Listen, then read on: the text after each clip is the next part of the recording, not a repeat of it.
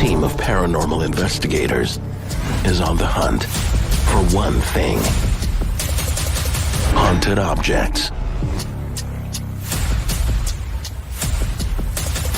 Led by a master ghost hunter with nerves of steel and years of experience putting them to the test, a skilled researcher driven to find the facts and get to the truth, and a world-class medium who can communicate directly with spirits and read the hidden energy of haunted objects.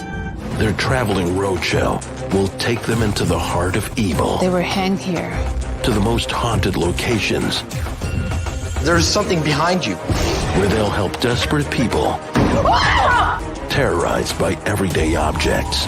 And they won't quit until the evil is found, cleansed from the object, or removed from the owner's life. Guys, we're gonna need to repossess this one. Thank you, guys.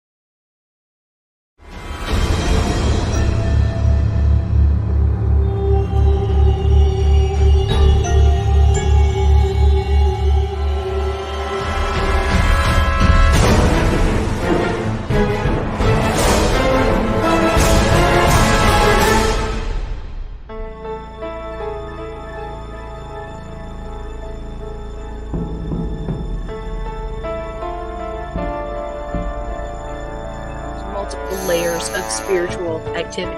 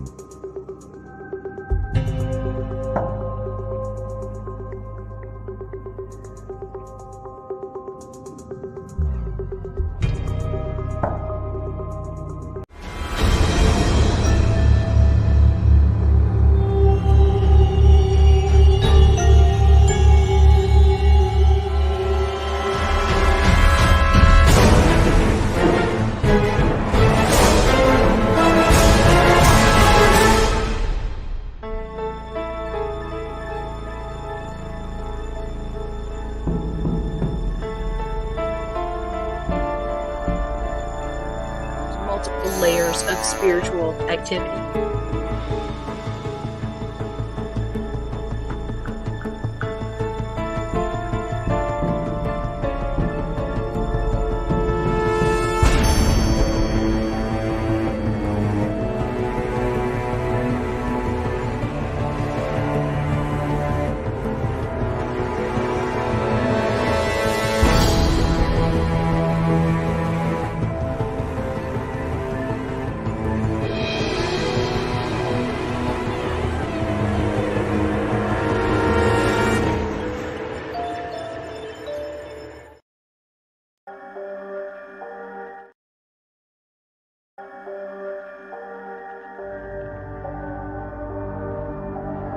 What is this thing?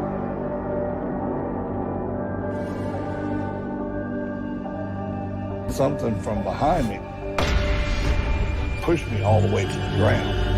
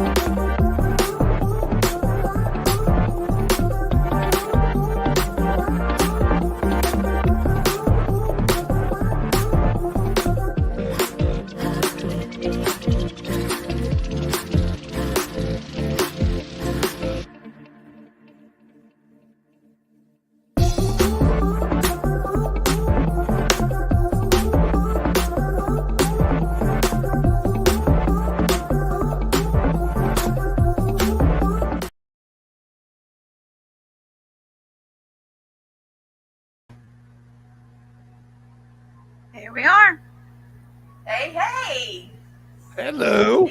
Hello. Bit of an echo here. Uh-oh. We still got the please stand by on too.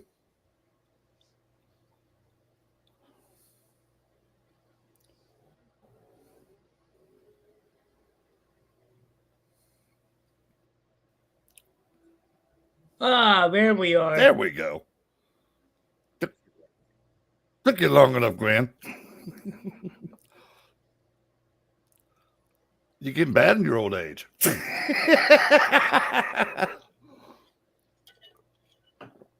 Now we have no Lee. I think me and Chris is the only one can talk. She's muted, and so is Gwen. Yep. All right, we're going to start this thing again. Welcome to Family Spirit International. Hey, guys. Hey. Hey. Hello. We've been chasing. Hola. We have been chasing a gremlin. We got an echo again. We've had several today. I thought that I deleted my whole Facebook profile that I've had for over a decade with all my friends and family in it. Good Lord. And luckily I didn't, but I couldn't access it. And then I had to go around that corner. So I'm just, look, this is where I'm at right now. You see this? Muscadine wine, y'all. This is where I'm at. I need to sip it out. Yes, you do. It's so sweet and so good. I have some recipes for muscadine wine, Oh, yeah. and I think I'm going to give it a shot. They're very, I think very you- old ones. No, just That'd got to be get fun. your it's got to get your yeast ratio to water and fruit together. Be perfect. She might have to I play a think little so. bit with your yeast. I'll have to watch it. And I know that there's a balloon involved because it blows up, and when it's through, it goes back down. Get So we'll see. all the carbonation out Yep. of it.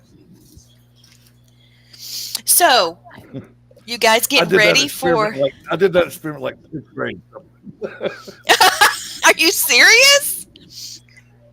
Damn right I did. Our teacher loved it. That's so funny. I bet she did. My daughter was telling me about having a craft beer thing in the back of her chemistry lab when she was in college. I don't think she was in college. She was somewhere, but where she was working. And they were doing that as a fun thing. And I thought, Lord have mercy. So I've got some cool news, everybody. You see my girl here? Right on. Right on. Miss Luna? Yeah. We're not going to be crowded up in that Luna. little car. We will be in Casper. Yeah. Yep, Casper's going to be great. She is a Dodge Durango. She's only 2 years old, and we'll be coming to Alabama very soon. We're TikToking down now. Yep. And tonight on the show, we will have Austin We're about Light. a month away. Yes, just about a month away. Here's the poster. So it's September 14th and 15th. And I can't wait for that. It's going to be fantastic. We've got a lot of things like this to look forward to. The Walking Dead zombies and people that are dressed. Please come dressed. Even you ghosties, please come dressed, because that's going to be fun. Watching the kids, watching everybody interact. I got a couple of different things I'm going to try on and I might wear. I think it's going to be fun, and we'll see. Gwen does too. Yeah. Yeah. So those of you that are interested in coming, get your tickets now. Please, please, please get your tickets now, because, you're going to be missing parapsychology with me and Blaine. There we are. Let's see. Matt will be teaching workshops too. And then we've got sweet little girls that are princesses seeing stormtroopers. Oh, it's going to be fantastic. Here's our great friend Jess Elliott. Oh, yeah. She's a wonderful author and has a brand new book out. Yes. And for those of you that love comics, that loves horror, that loves the paranormal, we've got it all there, right? This is the size of it. Yep. Big floor, and there's going to be even more there. He's in the lobby. I can't find him. I don't see him in the lobby either. We're trying to get Austin Okay, on. hold on. I'm gonna send him another invite. He's in the green room. She's going to send him another invite and see if he's going to go out and come back in. I was just sort of talking about some things about what we're going to discuss with Austin until he got on. So I also want to let everybody know that I am going to be having my own little ghost hunt. I'm very excited about it. I'm scrolling down. It is at the historic Fitzpatrick Hotel. Yeah. And it's in Georgia. It's in Washington, Georgia. Fantastic place. And I did a little video about it. I hope you guys got to see it at the beginning. But here comes Austin. You may get him. Yeah, let's see if we can get him on here. You got him? I got him. There he is. Hey, All right, Austin. Got your horns on tonight. Is that an idea of your attitude tonight? It's always my attitude. Mine too, but for a different reason. But a little Elvira humor there. Sorry. So we are talking to Austin Light, who is a comic book author and producer, publisher. He's written it. He's done the artwork and everything, and he's got 2 wonderful episodes. I guess that would be, you have 2. It's not an episode, it is a comic. Issues. 2 series. There it is. Issues. Come on, Brain. It's coming. He's got 2 out. He'll have more soon. So the name of his comic is Envy. Yes, I've got issue 1 here. Right on. Yeah, I can't wait to see that. And Love the artwork my on version that. of issue number 2 cover. Well, I like And that, then dude. Pretty badass. And then I had another artist do the variant cover here. That's gorgeous. Light. You do That it all is nice. yourself. Yes. Now, he's an Alabama grad, Blaine. So I know that's near and dear. He went. Where did you go to school? University was the University of Alabama in Huntsville. In UAH. Huntsville. yeah. So he graduated That's with one his of our degree in branches. fine arts. Nice. And then you took some other classes as well. Oh, let's see. We got some people sending messages. Hey, Austin, if you send me the pictures of your comics, I can put them up for everybody to see. All right. I thought that you did that for me, Oh, you did? Okay. Sorry about that. but I didn't load it, so we need it again. Here we go. I have this. Okay. That's just the artwork of them by themselves, with none of that extra stuff on it. Okay. That's That's so cool. And you had the 3rd coming, is that right? I have just started on issue number 3.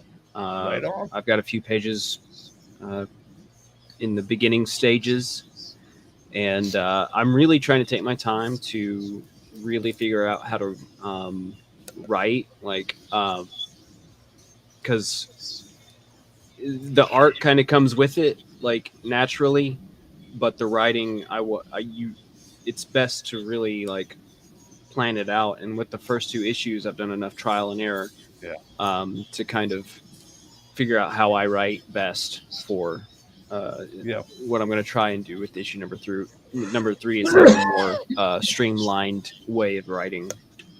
Uh-oh, bless you.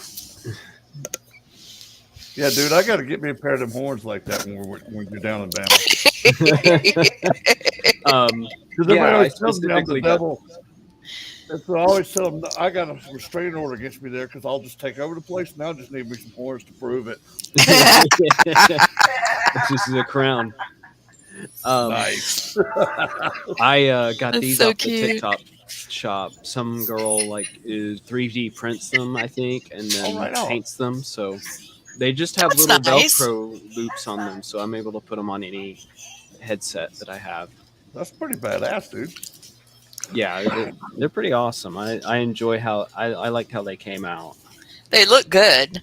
So, can you tell us a little bit of how you got started expressing your art through comic? That's an amazing art. I am a big fan. I love comic books. I've got my own collection.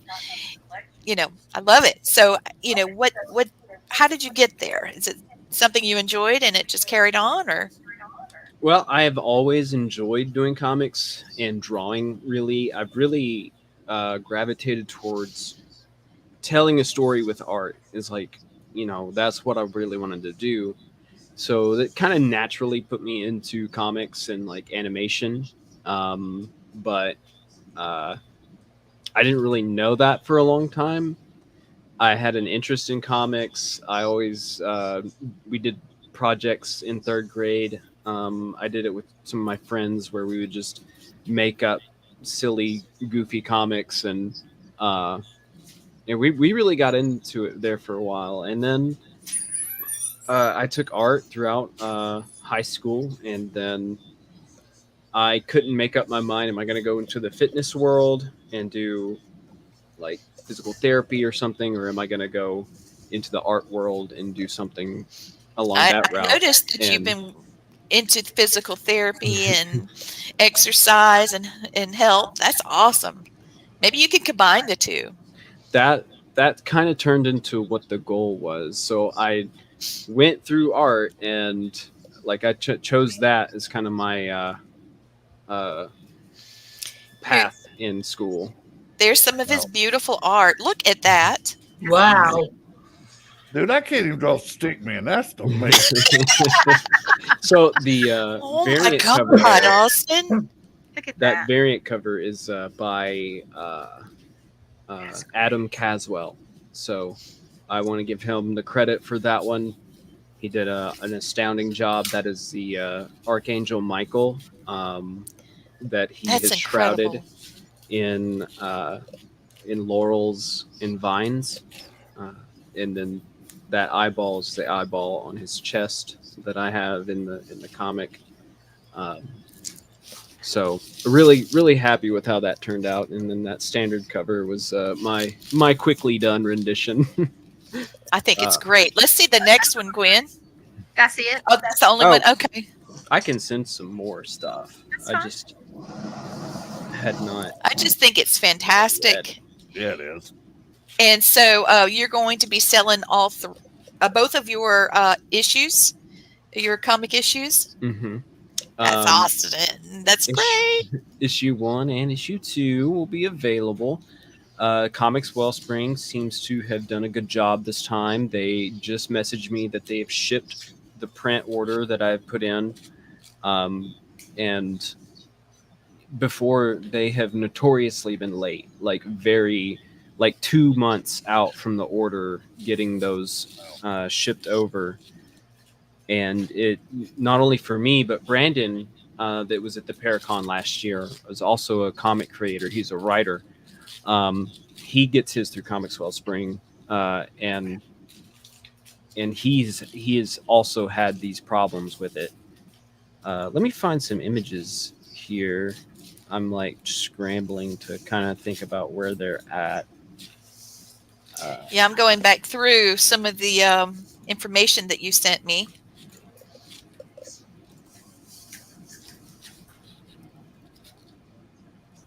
Let's see. I can send some of these final pages and see if they will fit in the Messenger. No, they will not fit in Messenger. They're too large of files. Maybe text it to me. That might work. That one works. Maybe.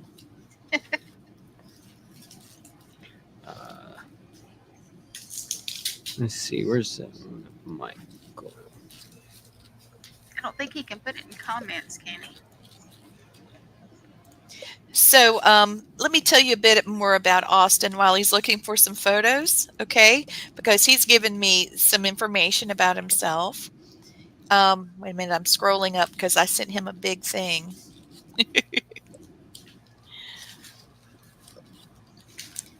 So Austin is a dynamic comic artist and writer whose creative spark ignites through his compelling Webtoon series Envy and his groundbreaking venture, American Demon Comics. A 2020 BFA graduate from UAH, Austin honed his craft under the guidance of industry veterans Kevin Stokes and Nathan Massengill at Lowe Mill Arts. Although American Demon Comics officially launched in 2022, its origins trace back further, reflecting Austin's deep-rooted passion for storytelling. Since publishing his debut webtoon in 2019, he has continued to captivate audiences with his unique vision. As the driving force behind American Demon Comics, Austin also embraces his alter ego as Dionna Anchors, a charismatic persona that comes to life at conventions. Whether through his art, writing, or vibrant convention appearances, Austin Light is a force in comic world, blending creativity, business acumen into a captivating experience. So, yes. Cool. Thank you. It was beautifully worded. I can't even talk about myself without any kind of stutter or hindrance in how I'm speaking. But Lee is such a wordsmith anyway. Oh, thank you.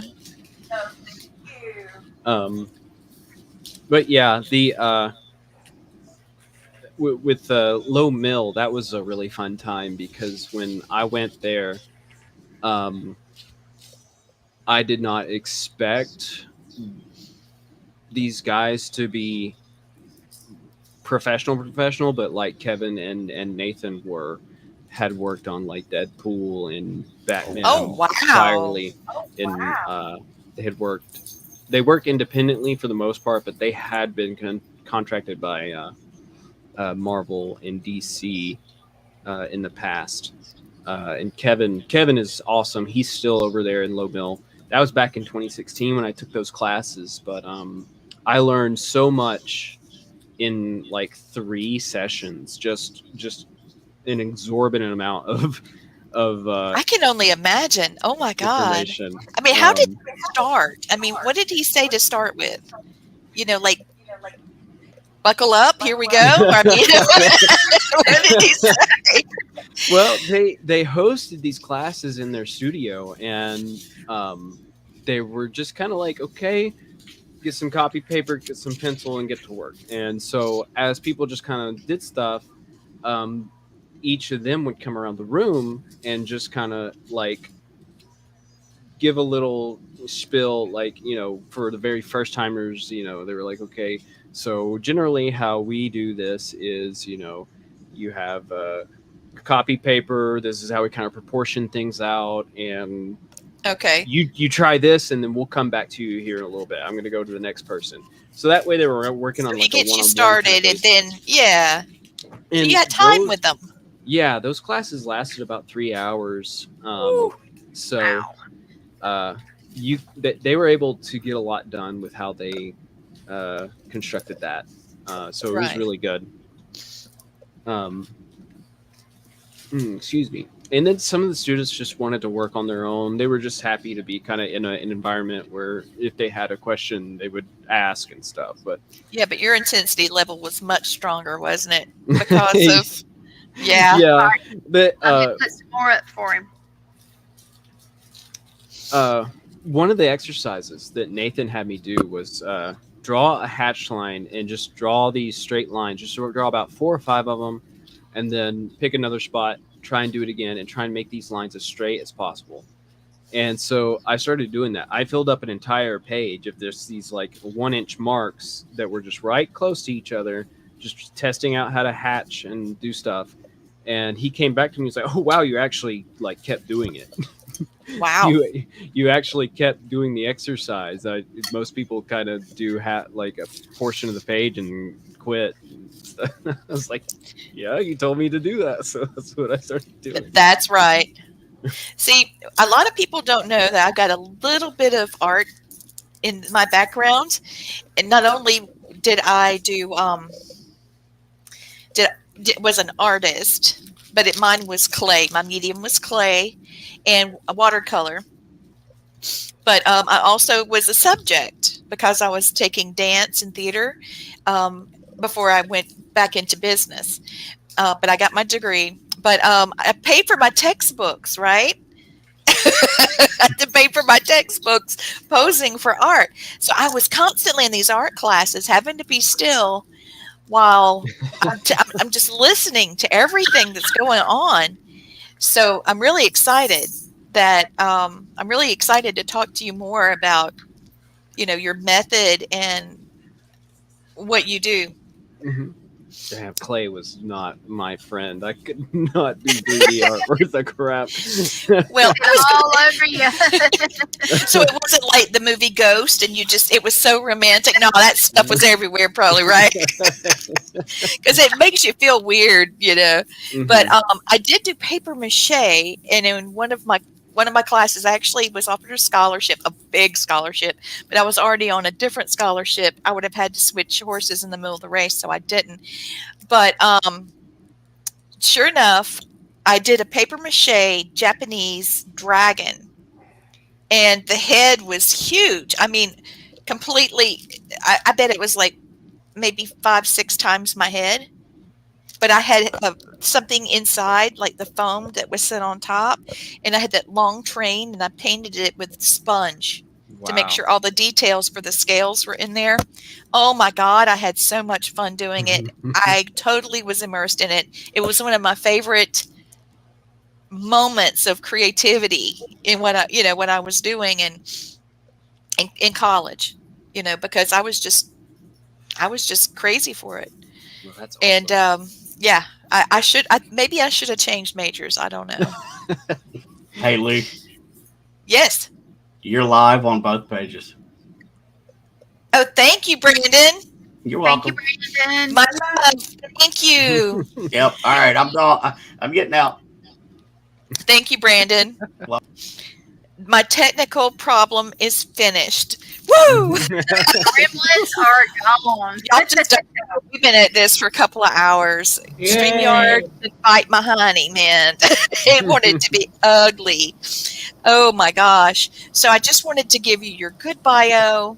And there's some things in our private chat, guys, if you would like to look, that you can ask him. It's separated by little dots. That's the best we could get it in there.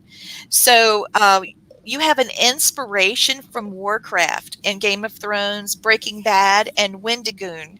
Mm-hmm. Do tell. How did that come about? Well, I can't believe that I didn't put this one in here, but Attack on Titan is also my best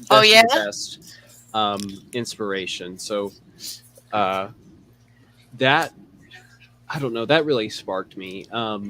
It's like I worked. Game of Thrones blew me away, and I have to say Breaking Bad was a big part of it too. So those stories really light a fire under me, and I mean it's just because like I played Warcraft back in 2006, all the way up until last year, and the writing team, I don't know what was wrong with them. What was going on? I'm sorry, Austin. My dog is trying to get to me because he knows I'm on this with Blaine. She's crazy. There she is. Here, do you see? I'm sorry. I'm so sorry. She photobombs every time. No, I got cats that jump up in here and wreck things while I'm talking all the time. Blaine, she loves you. What can I say? I know it.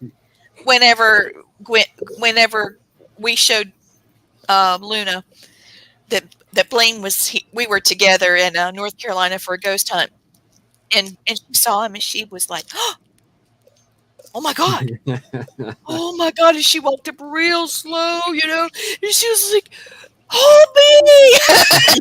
It's so cute. That's it. That's Blaine's. That's his little fur baby. Yeah. Yep. They know a good person. Now, back to Warcraft, Game of Thrones, Breaking Bad, all of these things. Talk to me. So I was frustrated with different things. I was not happy with the direction that Warcraft was going. I was not happy with how a lot of stories kind of panned out. And but I noticed that like stories that are like condensed, that are not like long, super long, unless you're George R. Martin. I mean, that's the only one I've really leaned into. But um, with like anime and with manga, Ghost in the Shell, very condensed story. Full Metal Alchemist, very condensed story. Attack on Titan, a condensed story. It like had a beginning and a bunch of build up and a middle and an end. And it seems like a silly thing can kind of go for a long time, like One Piece. It's a very silly anime. It's very it's kind of turn your brain off and just watch. But anything that you want to have like with the sincerity to it, it's very difficult to get from start to finish. Yeah. And you saw that with Game of Thrones. Oh yeah, where those final seasons were just not up to the standard that they had been set before. And then with Warcraft, it has just gone off the rails with what they put in and it's a video game. They can do what they want, but there's a lot of things where the fan base is like, we don't want this, or this isn't why we got into this game, and then they just saturate it with stuff that was not desired. So stories like Breaking Bad and there's a lot of red herrings awesome in shows that bother me. It's like, why did you take me down that road when it had nothing to do with where we are? I got so frustrated after reading all the Harry Potter books, and then the movie, I don't even know. And so yeah, I had planned all of this to happen at the end, and none of it happened, and I just my nerdy heart broke.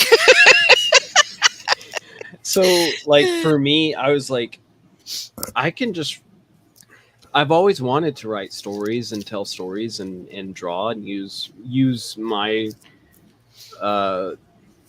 Like it's weird to call it like ability, but I guess art. Yes, ability. It is. Absolutely. I was like, just make your own story. I was playing World of Warcraft, and I did about 7 or 8 years of role playing. So not doing like the raid gaming side of it, or the player versus player, using, a lot of people just play it as a video game to be played. And then there's a whole community in World of Warcraft that is for like the role play aspect. So you have your character, they have a backstory, you're meeting other people that have a backstory, and y'all create dialogues and events, and people have meetings, and you try to abide by the lore that's in there. And so I was doing that since like 2015, and with the lore changes that the company would just throw a monkey wrench into all the story or build up that players would have in the roleplay community. But that community was so small and insignificant. Scissors. Nobody, like none of the game developers really like put too much emphasis of regard for us. I have a prediction. I predict that one of your art series, whether a comic series or what, I believe it will be picked up as a video game. Yes. You feel it too, don't you? It may not be around the corner, but it's coming just as sure as I'm sitting here. You're going to do it because you're going to have the details that really make up something. Now, I'm going to do a parallel. Blaine, I'm going to need your help. Okay. When you're looking at the paranormal, a lots of times it's piecing together the history and the details because you think it's one thing and you're going down the wrong track the whole time, and you find the history, and then all of a sudden you're back on track again. Mm-hmm. But it takes the whole team. It takes people that are good at technology, people that are good at being a psychic medium, others that have intuition and empaths that can tell you, wait a minute, we're getting information from a spirit child, but this does not feel like a child. I'm feeling some negativity in the room, right, Blaine? And and you have to go off. It's like a puzzle, like an escape room. Yeah, I It have really fun. is. Yeah, I have fun with them. I'm like, okay, we've heard your little kid voice. Can I hear your big boy voice now? See, he can call them right out. He has the cheat codes. That's exactly right. Yeah, I get them sometimes, but when somebody is in peril, there's a child that's being treated badly by some unseen force. All of a sudden, we get really vicious about protecting the child and solving things. But there's actually a lot of parallel in what you're talking about. Even though yours is a fantasy and what we're doing is reality, it still takes every bit the same imagination, which is why I sent I sent a story to Austin to see if he thought maybe it's one of the psychic, like when my kids were little, and to see if he thought it would be a comic. We haven't had time to sort through any of that or unpack any of that. But I just thought that it would be interesting for children to have something they could identify with that may have that ability. And it would be in a form that would be fun. I mean, there's a Ghost Whisperer comic that I'm collecting, by the way, and I'm in trouble finding my next set. I'm trying to get the whole collection, and I can't find them. But anyway, yeah, I I'm love to excited collect. read it. Cool. I hope it'll work. Blaine's got some. And I would like to put his. Oh, wait a minute. Speaking of which, I'm about to let the cat out of the bag. Let me go ahead and I won't say it yet. I'm just going to stop interrupting. Blaine's got some stories that will be incredible. I'll just say that. It'll be a lot of fun. Christopher, what kind of comic would you like to see? I like comics related to horror and demons. You do? Well, that's perfect. Yeah, that's perfect. Aren't you cute? Christopher's a lot of fun. He's very knowledgeable when it comes to angels and demons. He's going to help me in my next set of classes that I'm doing at Piedmont Technical College. Blaine always helps. I keep him loaded up. God bless him. We wouldn't be able to do it without Blaine. It wouldn't be any fun at all. But I'm one of those that I'm basically into Orthodox yes, demonology, not Catholic. It's just because there's in the Orthodox Bible, there's 81 books, so there's a lot more to be able to touch upon. Well, he's just studied many things, like the different angels of the thrones of angels, not the choirs of angels in the demonic hierarchy too. I mean, it's like I play Dungeons and Dragons. Okay, I'm just going to tell you, I play Dungeons and Dragons. It's a lot like that, but it's real. There's just so much I don't think people would really understand. Yeah, the game don't bother me, and there's games that are similar to it, like Diablo. That's true. It don't bother me. It's actually a very fun RPG. You have a platform based off it. Shout out to Wizards of the Coast, the inventors. Right. Hey, Christopher, do you enjoy comics? Yes. Really? What do you like? I like the darker ones and stuff, not like Batman, things like that. Yeah, Batman I try, but I just don't do good. No, the original Batmans were real dark. The new ones are just floof. Reading some of the old Batman, it was dark. It was good. The original 1960 ones were dark. You know what? I'm not trying to be political at all, but I saw a post where you could see, what's his name, Barron, Trump's son, and his comment about his dad being shot. I swear it was like watching, all of a sudden, he's Batman. Because he was just so upset. He's like, my dad's willing to forgive, but I'm not. I am not so inclined. And I'm like, God, it's the birth of Batman. We just watched it. Oh my God. Hey, the kid's 6'7", so yeah. He's a big boy. Yeah. From what I heard, is Trump had found him to be challenging, but I'm not going to say that on air because I know his family a little bit. Yeah. I can't do politics because the History Channel will slap my hand. But I thought it was kind of funny to talk about that one.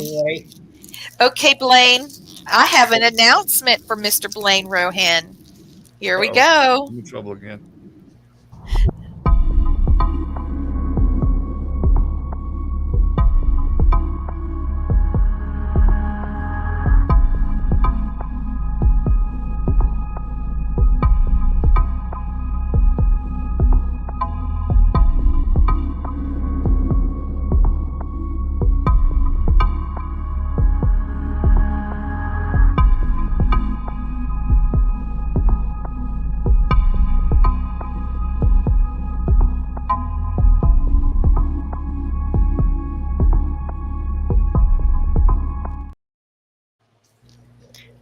Uh-oh, Wow. I hit the. That's for you, sir. That happened today.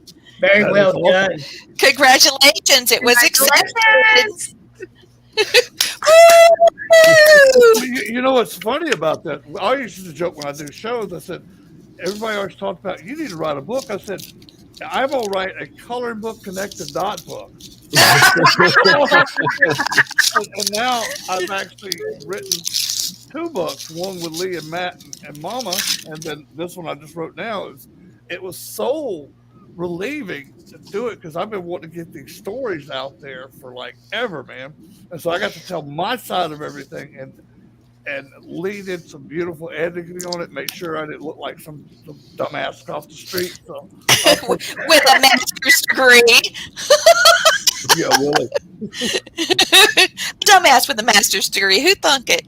Yeah, no. I actually have 2 master's degrees, but I'm still dumb. See? Everybody, congratulations. Congrats. Yes, I'm very proud for him. The next thing I want to do, this is something that Gwen threw at me, and I'm like, yeah, I want to do that. I said we do together. We want to make tarot cards. Ooh, nice. We want to make our own tarot cards, and I've got my theme, and she's got her theme. And so I think we're going to try that for next year. You have to make your pattern out and get it in your head, how you want them to read, past, present, future, that kind of thing. But I'm going into an area, I mean, it's not like am I going to do this electronically? Am I going, like creating the art electronically? Am I going to pick up a pen? God help me not to pick up a pen. And I can't do it in clay. I can't do it in clay and watercolor. So what do I do? Anyway, be thinking about me, send me positive vibes and ideas, light a candle for me, something. But I really want to do this because the cards really come to life for me. Yeah, they do. And it means everything. Being able to look, for me to be able to look at a card. And I'm going to tell you how it happens for me. And I'm going to do a reading for you, Austin. I'm going to do a reading. And so will Blaine. And we're going to have a good time doing it because I've actually synced my cards. The last time I used my cards, they gave a reading, but it wasn't connected with Blaine's reading. It was for the same person and it was good. But usually ours are so connected. It's unbelievable. Yeah. Somebody else used them and I didn't reconnect. And I didn't think about it till we were off the air. But what platform do you like the Golden Dawn type setup, or what resonates with you the most? Are you talking to Austin? Because I don't know what you just said. I'm talking about tarot cards. Tarot cards, yeah. See, I didn't know what you said. I really like the larger size ones. I want mine to be a bigger cut. Yeah. Gwen has hers. Yeah. What she's got is that the cards are so beautiful. They're called something like witch something or other, but they are very Celtic, very beautiful. Yeah, she's a little Celt. She needs her. You need your Celtic, regalia. I do. I You better have it. I need some. I bet Austin would be great at making. That was where I was headed, Christopher. He just took it right there. I was easing up on him. I was going to, but wouldn't you be amazing at making tarot cards? Something to I think guess. Don't See, know. I want some spirit animal ones. Yes. Oh, yeah. See, you can have those. Mm-hmm. Yeah. I think I I would would I make got- angels and demons. I That have would be a amazing. close friend that has been doing tarot deck projects. And we were trying to get her to come to the convention. That's a little bit up in the air. It doesn't sound like she will, but we got her business cards that we were going to hand Right out. And she does Well, give me beautiful one, please. symmetric work. Ooh. That's ink and just very crisp lines. Very That might be what we need. hers That's it. are her own project is like about. It kind of tells a story of like these space robot people that are No, I love everything about that you just said. terraforming a planet, and there's like a synchronization between these little people and like these huge like mushrooms and plants that they're making. It's really interesting. That's awesome. What I would like to do is I'm a Reiki master. Well, so is Blaine, but and so is Matthew, my husband. But I want to take Reiki symbols, which are they're Asian, but I would like to add an indigenous look to them as power cards for healing. So it would be a healing deck, and with the different symbols, you can even do you could do past healing. You can do past traumas. You could do physical healing. You can do past life healing. There's a lot of things. And if somebody's just really not feeling it, they just need to clear the cobwebs out, and they sat down with these cards or with someone reading the cards, and then you could do a certain small display, then that would be the Reiki treatment that you would do to see how in alignment it would be towards the treat. I mean, it's energy healing. It's not going to hurt you. It's not like you can overdose. It's not like you need to have a doctor's prescription or anything.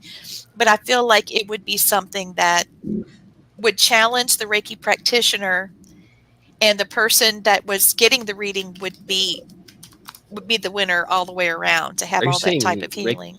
Ricky? Reiki. Reiki. It's a type of ray is the energy that's in between everything. It's what some people like Christians would call it like the Holy Spirit, everything that holds everything together. So it's energy.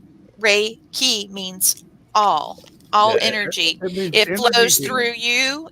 Energy healing, right? Like the ray of sunshine that's all over you. And it flows through all of us, but some people that study Reiki can actually let it flow through them. We're like a juice box, basically, or more like siphoning gas. Well, basically, those are two very different things. Yeah, well, basically, every culture since the beginning of time has had a form of energy healing, a form of Reiki. Because I'm a master in the Korean sect and also the Cherokee sect. Yes, you are. When I got my Reiki master in Korea, I could only go 3 days because the Reiki master told me, he says, I can't teach you no more. You're stronger than I am. Oh, how sweet. That's amazing. How did I not know that? I don't know. I've told him before. Yeah. And he was, I think he only had me there really because I could get him American liquor, so I bring him a bottle of Jack, and I think that satisfies him enough. But Well, for me, how did this thing start? Oh yeah, my husband started flight school at Fort Rucker, novice sail now, and he was learning to fly Apache helicopters. And I'm like, damn it, if he can fly, I can fly. So I started getting my pilot's license so I didn't have to drive so many hours to get to him. And he was determined he was going to go and do this thing. And I said, well, if you're going to, I'm coming to you. And a friend of mine at work owned a plane, and he was a pilot, and he agreed to teach me. And so he invited my husband and I over to his house. This is before Matt moved to Fort Rucker not permanently, but full time. And so I went to Raj's house and met his wife, Raj Valori and Pretty Valori. And she grabbed me up and took me straight to the her altar. She had a little Reiki altar, like a little power type thing, where she would go and meditate, sort of like some people like sunlights or suntan beds or saunas or hot tubs. That was her place to kind of, And she had me standing there, and I'd go to walk away, and she'd pull me back. And I thought, Lord Jesus, we stood there forever. And then finally she said, "You mean me no harm." Yeah, that's right. After that, it was ready to roll. And she taught me everything she knew. She worked at a Reiki hospital in India. Mm. And then I started learning a bit when I was in Florida with the Seminole tribe. I learned some with the Cherokee tribe with Chief Louie, but she taught me the most. And then Linda Williams, who lives nearby, she got me started pretty heavy after Pretty kind of kick-started me. And we put Matt in the middle, and Pretty and I would push against each other's energy, and Matt was like, woo! He was enjoying it, and he loved it. So, yeah, it's a lot of fun, and it would be a fun thing to learn. It would be a fun thing to use as a tool to teach Reiki, wouldn't it? It'd be great. Heck, that would be a good thing to use for psychic training too. Oh yeah. What would? Now imagine training empaths. If you had a card, I'm sorry, I'm going down a rabbit hole, but if you have a card and you're playing drunk driver, right? You put the card on your forehead, and you don't know what it is, and the empath would need to be able to feel the energy in the room that's looking at the card on their head and see if they can, pick up the energy, pick up the emotion. That's a good test. That would be a good practice too. A lot of people don't think about how to test empaths. They just think about clairvoyance and things like that. It's not really fair. Yes, I'm coming for you because Gwen's an empath. I'm coming for you, girl. I said, you're talking about me, man. You're talking about me. Austin, have you ever had any psychic moments or training or some special moment? Not that comes to mind, and I haven't had any kind of supernatural event. I've never felt a ghost or presence. I've never ran into Bigfoot. I've never seen a UFO. I've never baby, had I'm so anything. sorry. I know. Oh, that's awful. Blaine, you're going to have to help me. Christopher, help. Gwen, help. Hey, we got to help him. Hey, I'm fixing to freak him out now. Just come see us at Big South, okay? Hold on just a second. I've got one thing to give to someone. Gwen, this came in just in time. I actually won this on eBay, but I was thinking of you because those cards were so small, and this is for producing the show. It's her Celtic Tarot, and it's for you. Thank you. I have lipstick on my cheek, by the way. I'm about to cry. Oh my God. Look how big they are. I love That's it. going to be. She's going to be doing readings at Deep South. You can see that. That's basically what I'm gonna be dressing like. I don't know if you can even. I know. Yeah. And That's awesome. when I won them, because I bid, and when I won them, I'm like, okay, that means that's what she needs to do. That's it. Are they okay? So they're for you. She checking them out? Yeah, Luna's checking them out. She's back for you. Say, hey, Blaine. Hello, Luna. Thank you. So you've never had a paranormal experience? God, how do you live like that? Bless him. Well, I've had. Go ahead, freak him out, Blaine. Okay. Okay, hold on. I'm coming too. The way you're sitting right now, okay, on your right side, there is a male spirit right by your side. His name is Jonathan, and he was born in 1852. And he's not related to you. He chose you before you were born. Okay. And to your left side, you have a lady named Elizabeth. But she goes by Lizbeth. Lisbeth, Like yeah. that's what you were trying to say a minute ago, because I heard it when you said it. Yep, Yeah, I hear she it. goes by Lisbeth. And she was about 9 years old when she passed. And she just clung to your energy. She likes when you do the comics and stuff because she reads them. She gives her something to do, and she just lives through your stories. But she's always by you. And this is going to be funny. One of your main spirit animals is a ram. No lie. Okay, I can see that. Yeah. All right, so for you, Austin, I've been trying to tell you this since I met you last year, and I wasn't really sure how to tell you. But Gwen and I both have seen your past life. Your spirit just barely fits in your body. Oh, yeah. You've got such a big presence. Oh, And I can definitely see that you lived in Victorian era, Yes. steampunk kind of feel to you. You were very, Yes. what's the word? You were very intelligent. You were very attractive, but you were so smart, that your job was important to the entire town. I can't tell if you were a doctor. I don't know if you were a lawyer. Probably not that. But I can some type of scientist, because I saw you tinkering with these different instruments and stuff. Okay. Have you ever seen The Legend of Sleepy Hollow with Johnny Depp?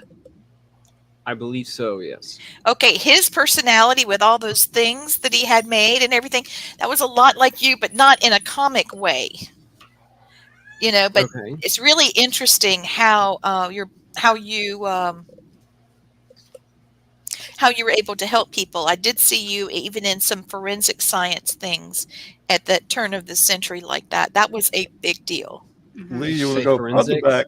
Yeah, if you want to go further back with him, he was Please. a shipbuilder for the Vikings. He was a master shipbuilder. Oh, I see that.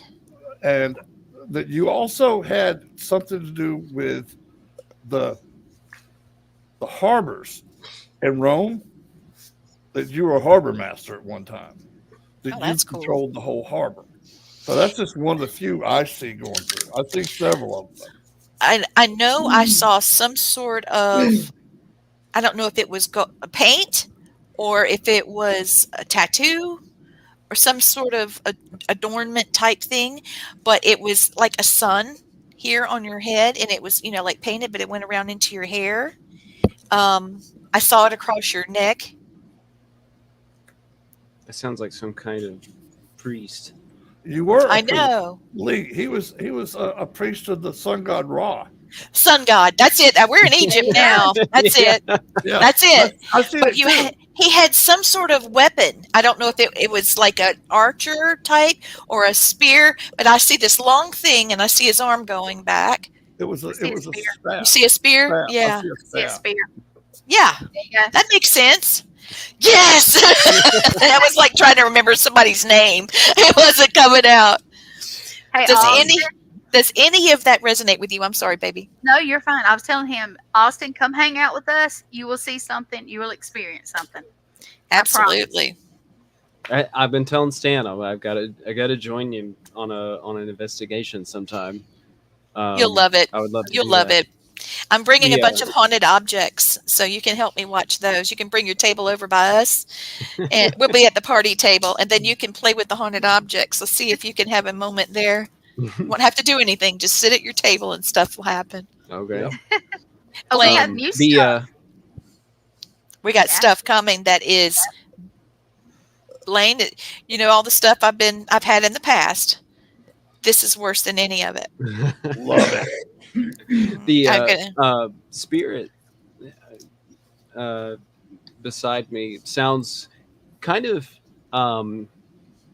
interesting, because my girlfriend has had dreams previous people that had kind of like been working on this land or had been a part of this land Yep. before. She said that it seemed like they had kind of kept working in. We have a pasture that was for the horses. Now it's for somebody's trailer that was in front of our house, and they had come up to there and had like started working or something, and then had come up to the house and couldn't get in the house, and they weren't going to, but they were like past people that had some kind of connection to the land. There's I'm a lot wondering on if that that's- land. Let me ask you this: do you have a creek somewhere on your property? Yes. Okay. Yes. I don't know how long it has been there, but we do. Well, what I'm being told is you need to go one day just by yourself, walk in that creek, and you will find something that you're looking for. That's what I'm being told. Whether it be a How Native cool is American that? art, or it'll be something that you didn't even know you're looking for, but you'll find it. It might be something like an old bottle or something or anything like that. But yeah, go to that creek and look for something. Just don't look to it; it'll find you. Okay. I'm looking for snakes. Are you? Hey, you might You'll find them in Alabama. Very well. Hey, You'll find them. We've got cats all over our house property, and so snakes are few and far between. And I have gone down I with bet. my son on it. Like last year, we went down to that creek, and it's more man-made now. The creek has been expanded. A tornado had come through, and somebody has expanded the creek and has opened up a lot of that area, so it's easier to get down to. But he said that there's a lot of snakes down there, so I went down there looking for snakes. I found some eggs that they had hatched out of, but I didn't find any snakes. And so if I go down to that creek looking for something, it's usually snakes. Cool. Gwen's got some more art to put up. Yeah, I had put it up one time, but I just want everybody to get a chance to see it. It's awesome. I just love it. So I'm gonna start over and just put some up. And this So is awesome. beautiful. Where can people find this if they're not coming to Deep South? Where can they find your work? So what I was going to mention earlier is that I don't post on Webtoon anymore. Webtoon is a very specific platform for comic creators, and it's comics that are in like a scrollable format for a phone, and it's the best way for people to get and look at comics. And I have stepped away from Webtoon and started posting it strictly on social media and on my website. Oh, okay. Because I kind of got a little, for number one, I wasn't getting a lot of traction on Webtoon. They don't really have an audience for my genre. That right there is crazy. But look at that. They also had like terms of service that sound a little questionable, and I didn't want to be giving over like rights to my character at some point. I don't blame you there. I don't blame you there at all. I stepped away from Webtoon and just posted on social media and on my website. And you can find that AmericanDemonComics.com, and I try to have it posted just like it was on Webtoons, where it's scrollable.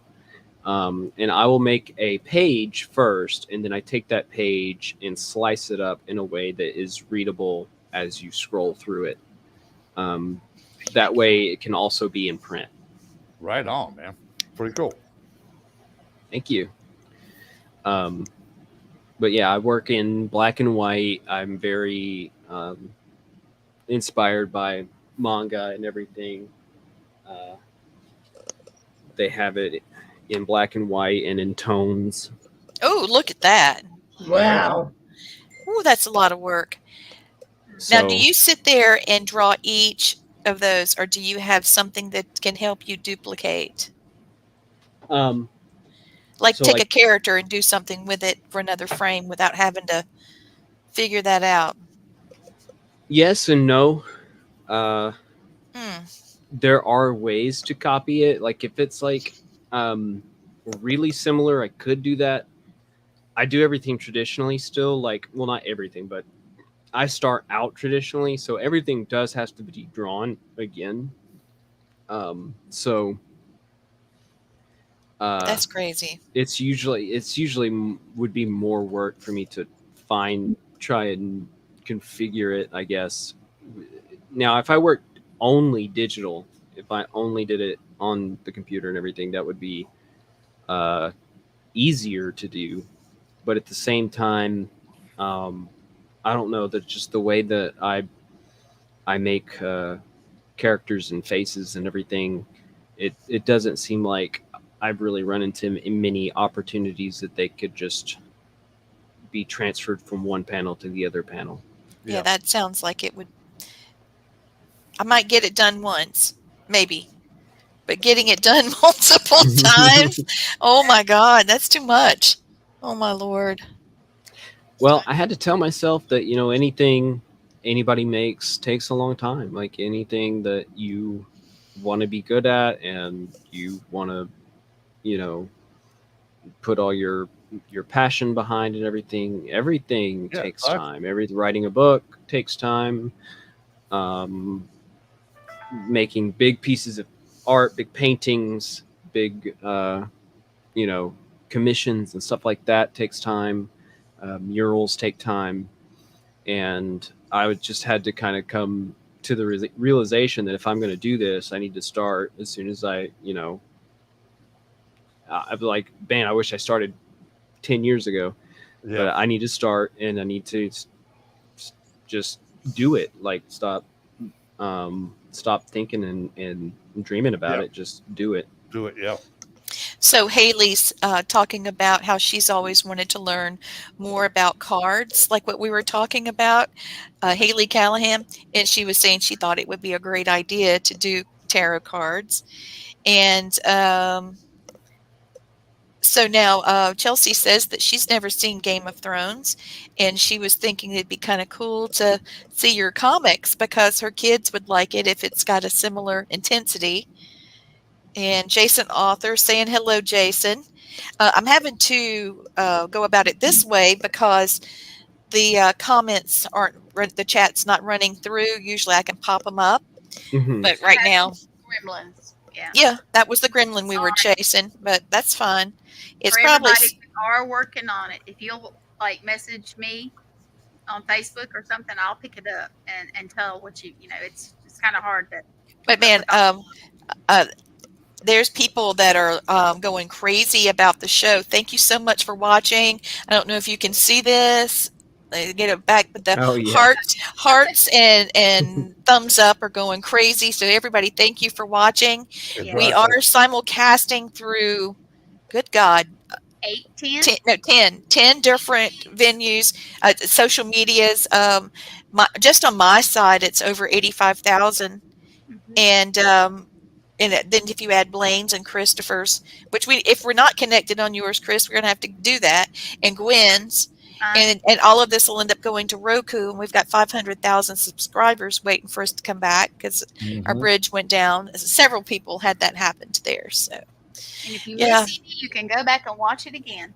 Yeah, go to at Family Spirit 96, or you can go to, let's see, I got a thing I can put up Just for go on you. YouTube and type in Litriana. I promise you it'll come up.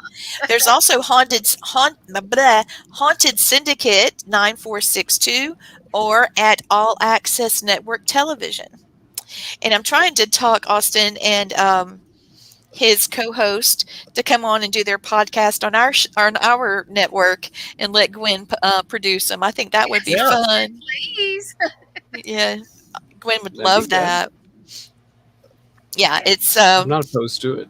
Yeah, it would be a lot of fun, and you can load up your stuff, and this would be a great way for you to showcase some videos of your stuff. Maybe you could, lean into some cartoon work. I don't know. Well, when it comes to making a comic, I've been in it for technically I've been in it for roughly 5 years of experience. But this year has been the year that I've been working on it. And the first goal is to make a good comic, and so everything else is secondary. And I'm Of just having course, to kind you of got to just focus. Hyper focus. You're right. 3 or 5 years down the road, I might really try and emphasize production and everything on what I do, and promote it with the archive that I might have built up or something. But at the moment, I really want to have a very complete and sound story before I jump into the next few. And Yep. so, Oh, that makes sense. so I Oh, would love to jump in on all that. so I said I was going to do reading. I just threw some stuff at you, but 3 cards, Blaine. Yes. I don't know what happened to Christopher. We lost him for a second. He fizzled out there. It went round and round and round and quit. So He'll be back. Yeah. I got to shuffle again. I don't feel the third one. Oh, there it is. Okay. All right. So the first one, this one is the Mirror Guardian. Let me get over here where you can see it a little better. She's looking in a mirror, and this card means that it's time for you to reflect. Put it on mine. It doesn't have the background. You don't have it on there? Okay. Time to reflect means that there's a lot of things that you can do to look back at the work. Oh, go the other way. That you have done. There it is. Because there's a lot of power in looking back and seeing how far you've come. There's a lot of power in that. And so the Mirror Guardian is letting you know that you need to take time to celebrate what you've already done and what you've already accomplished. And, don't forget to have milestones. Celebrate your milestones.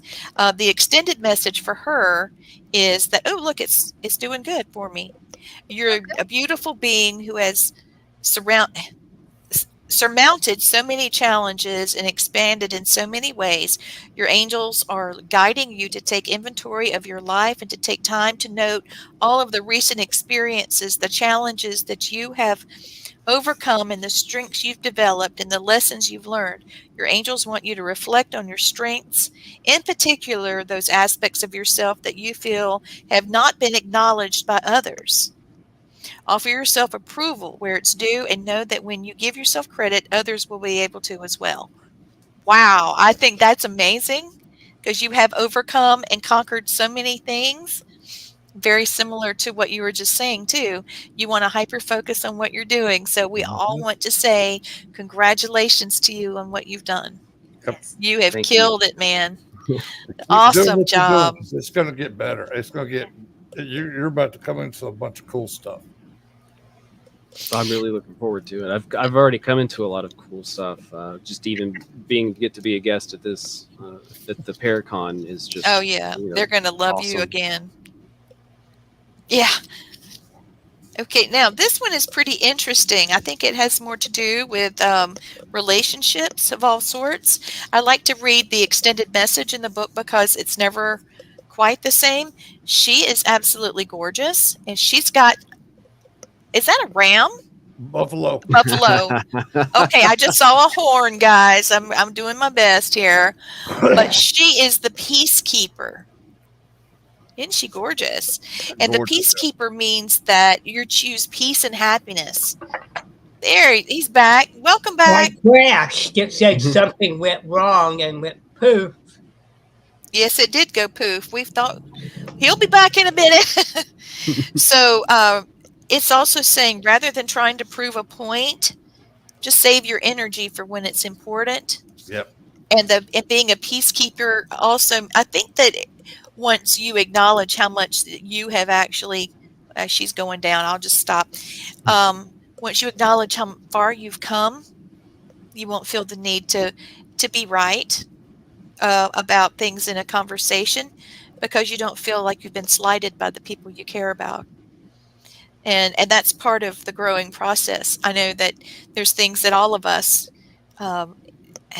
we've all been on television, or we've been featured in different things, or we've done readings for people that turned out to be pretty amazing, or we've done cases for people and we were part of something really big. And the after effects, I mean, getting through it is important, but the after effects is the hard part. And if you just celebrate those milestones, privately to yourself, it helps you to be able to deal with what's going on around you, and keeps people from getting next to you, for not being able to get on board. And the last one is this beautiful, here, Gwen, air guardian. She is so gorgeous. Up a little bit and back a little bit. She's got the thing on her head like you had a little bit. It wasn't quite that tall though. There you go. Yeah, she's beautiful. Wow, she's gorgeous. So the air guardian is saying that the way that you think will change your whole reality. That the air, she's representing the angels of air, the element of air. And when you talk about air, the wind, the air, is actually the breath that you breathe. It's what you breathe into, because in the Bible it talks about breathing breath into clay to make us. Okay, that is a comparison to giving life. And I don't believe that this is giving life to a person. I believe this is giving life to your work. It is. And I feel that as the air that you breathe, you may have a change of perception about something. As you reflect on what you've already looked at in your past, what you've overcome, it's going to give you a shift. And I think it's going to be easier for you. Oh yeah. I think your creativity will flow harder and stronger. It might even go to a speed that you're going to have to slow yourself down. You might have to take some like audio notes or something like that, or speak into something that will record your voice, or type it out for you, or whatever, so that you can take off from there. But the air guardian is telling you that the angel has heard everything that's ever been said. Every word that's ever been said, they know. And they know where you're headed too. Hey Lee, they're also telling me to tell him, start keeping a dream journal. Yeah. Seriously, write down what you dream, because it's going to help you in your storylines. It's going to give you ideas for your story. I've got a funny story about that. Okay. It's not long, but I did have a dream a week or two ago that I was just like, wow, this is just so much intricacy in how this story was told in my head. I'd need to write this down. I woke up with it fresh on my brain to write it down. As I was looking for something on my desk to write it down, it was fleeting. It was leaving. Oh, I hate that. But every little detail that I was like, it was like really feeling a true case of like amnesia. Well, download you a voice recorder on your phone and then email it to yourself. Yeah. And then delete it off your phone. I mean, if you have to speak in symbols, that's right. Most do have it on there.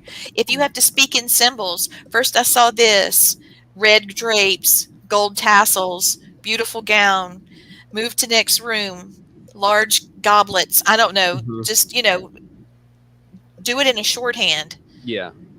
And that way it'll trigger your memories. So the extended message, I'm going to read this one to you. When the card arises, it's an opportunity to learn about the way you're thinking. So I'm going to tell you before I read that, I feel like there's something that you're doing that's holding you back, although you know it's the way you should do it. You're going to streamline something and change your thought, and all of a sudden, it's going to be the one thing that's been holding you back, and you're going to hit a high, and then you're really going to see something spectacular. So you're like in transition here between reflecting backwards and then dealing with it emotionally, and then shifting gears, kind of taking inventory of things and finding areas that you can improve on, and then you're going to do like the Hulk and just launch yourself. You know, Well, it's going to be really cool. It's like this, Lee. That's why the windshield's always bigger than the rear view, because you need to look further ahead. That's right. Sometimes I like that, Blaine. I love that. That was amazing. I had to go in. Sorry, I was late to the game. So you're being guided to recognize that sometimes the mind plays games, and sometimes our perceptions can be wrong. And if you're being challenged or you feel there's a lack of clarity or direction in your life at the moment, there's a good chance that the way you're thinking or focusing has a lot to do with the reality you're in. You're being guided to open your eyes and your mind and go beyond the limits that you've set for yourself and recognize that the way you see the world is how you will experience the world. Yep, So that's why I had to read that part. Go to your darkest recesses of your brain, and you'll find a whole bunch of good stuff in there you've been holding back on yourself. Mm-hmm. In theater classes, we're told. I haven't had any in so many years, but I did have a bit, and it did help me through life. It was almost like therapy.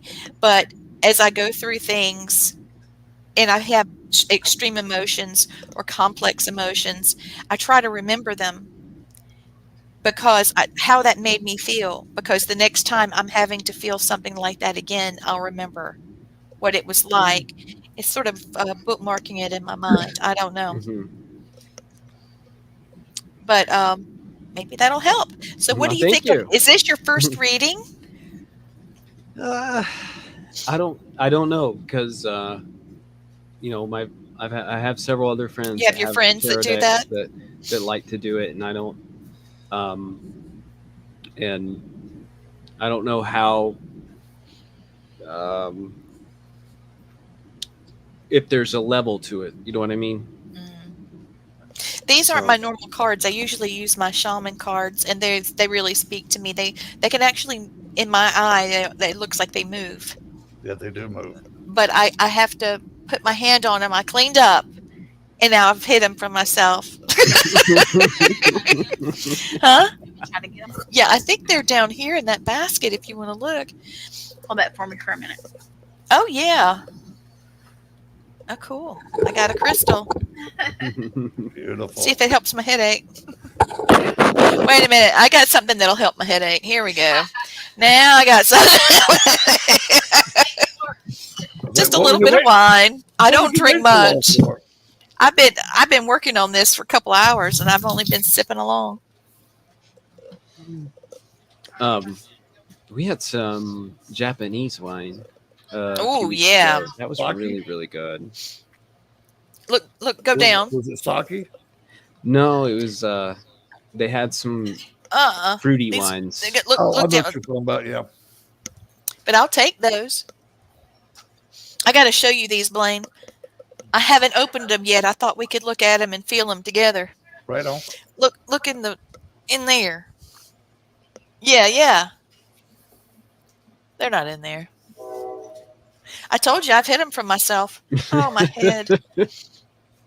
But I do love these. These are angels and ancestors. I can't keep tarot cards or oracle cards because the class that we teach, they love them. They'll buy them from me in a heartbeat. So, Blaine, you said my spirit animal is a ram, and I find it funny because I'm an Aries. Blaine, you did it! You blew that away. Well, you know what's so cool? It's like that's why you relate so well to the horns, because your spirit animal is a ram, a rambunctious ram at that. Badass. That is. And see, dude, I'm going to put these up. I'm going to put these up. Brandon Cooper gave me these. Thank you, Brandon, for these. Wait, I can't. Here, hold them up. There. Yeah, he gave those to me. And I just opened them. And I took a quick look, and I closed them because I want to look at them with you. Right on. So, at the Paracon, the Deep South Paracomic-Con, we will be... oh, yes, that's right, Vicky. I will find them when I need them. You're right. So I was telling everybody about Blaine's book, and she hasn't finished sorting it all out. We're waiting, but yes, it's going to be fantastic. Congratulations, Blaine. Thank you. And thank you, Yep. Vicky, for publishing it for us. Yeah, she's with VAP Publishing, and she's fantastic. She's an indie publisher, and she's a dear friend. Love her to pieces. Love her wife to pieces. Yep, They're awesome. good folks, and that accent of hers is amazing. She's from Ireland. Oh my God, I just love it. Even better. Yeah. She's a sweetheart, and her wife is a precious lady, and she's been sick. Please keep her in your thoughts. Healing sick. Yeah. Yep. So Lori says hi. Oh yeah, that's her wife, Lori. Hi, Lori. Very sweet ladies. I am determined I'm going to meet them because they said the entire main street of where they live is it's like it was a cemetery. All And they when just we moved the leaving? tombstones over and built the town. All right, when we leaving? You're not Irish. What the heck are you? Baby, I'm sorry if I have upset you. You've got British. British. Come on. You know, that's some fighting words there, Lee. I'm ashamed that you don't know. She's going to take her cousin's Irish lady and crack you upside the head with it. Well, it's a sexy accent, right, Vicky? You know it. Lori knows it. Oh, whatever it is, it's gorgeous. I mean, Look at Austin thinks we're crazy. Hey, it's Northern England. Okay. Okay. Road trip. That makes a little difference. We need to go. It's beautiful. Anyway. I know. Oh, can we go to Scotland, please, while we're there? I'm Well, upset. no, you're already there. Might as well hit Ireland, too. Yeah. Let's just everything. Yes, let's take our spirit animals and just go tour. Yep. I've always We'll wanted take to our- go to the Louvre. We'll take yes, I've been. I was Wow. there. Oh my God. Go to the Louvre. Yes, I went to the Louvre. I went to Versailles. I went to. I had a time trip in Versailles. All right. I was going down the Hall of Mirrors, and all of a sudden, it was like I felt myself like this, kind of. I don't know how.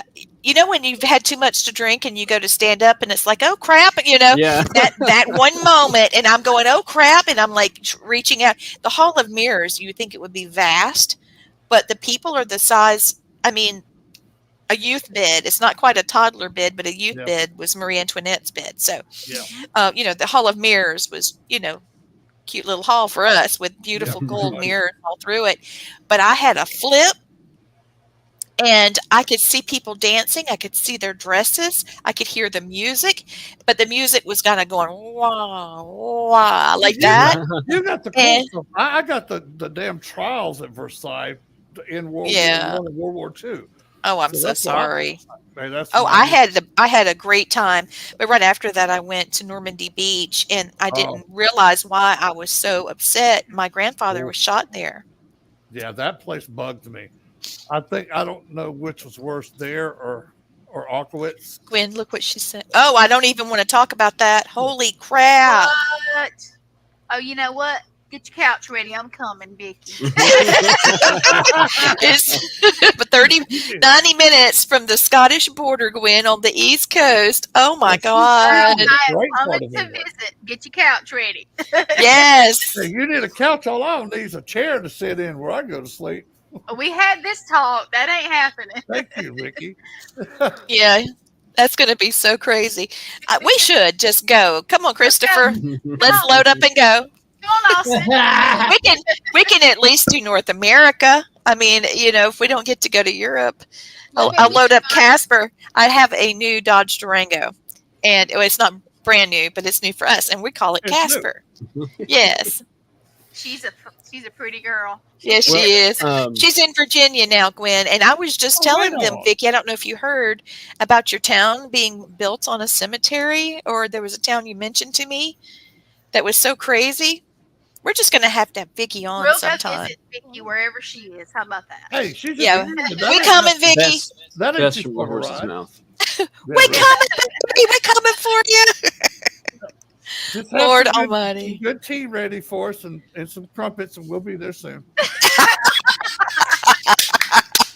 That was a good one. Well, I want some bangers and mash too. So I like that. I do too, actually. It's a what is the pudding? The figgy pudding and Black pudding. yeah, black pudding and All right, I'm just going to say it. Spotted dick. Have you guys ever? oh yeah, it's actually a great dessert.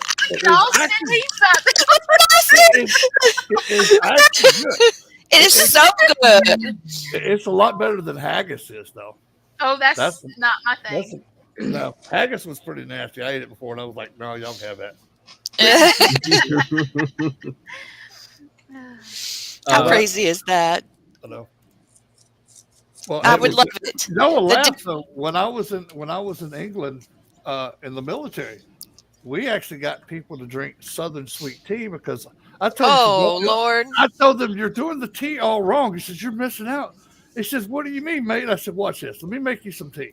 I made a picture of sweet Southern tea and gave them that, and it was like the new fad for them. Blaine started it. Hey, they were showing all their friends. We got this dank over here. He taught us how to make Southern sweet tea, and all of their buddies kept coming around and wanting to know how I made it. I'm like, you boil the tea just like regular. You put as much sugar as you want in there. Dump the tea, you stir it up, and throw it over some ice. You're good. Oh my God, you're good. Oh Lord! But you know what? Matt was when he was in training. I think he was in AIT, and poor guy, the guy that was his, what do you call it? Charlie was one. Drill sergeant. Drill sergeant. There it is. His drill sergeant was a pain in the butt, and said that you make sweet tea out of molasses. Okay, now and he knew that upset Matt. That's some hick ass shit there, man. And it upset Matt so bad.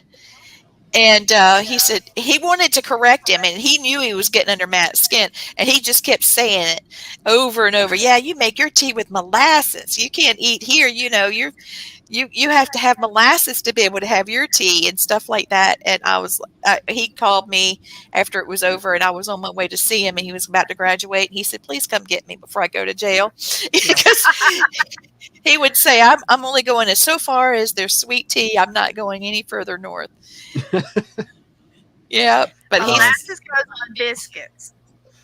Yeah, that's not quite right. Not quite right. Not quite right. We ought to have Vicky on. I'm serious. She said anytime. Yeah. We'll be waiting with crumpets and scones. I love scones. Those are good. She's going molasses. Mince pies. It's not bad if you only use a little bit. And butter. You have to put butter in it. So. Okay, Austin, it's your turn again. Please tell us how we can reach out to you in order to find your fantastic comics. And where will you tell us a bit about Deep South? Because we are at the last 30 minutes or so. And I don't want to miss it. Well, I'm on just about all the social media, TikTok, YouTube, Instagram, and Facebook at American Demon Comics. And then I have my website at AmericanDemonComics.com.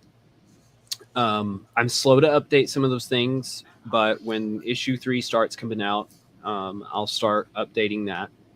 And yeah, that's pretty much where you'll find me. I don't have the logistics or ability to set up a store yet online. And then issue 3, I'm hoping to get done before March next year. So there might be a Kickstarter for that in January or February. So people can look out for that.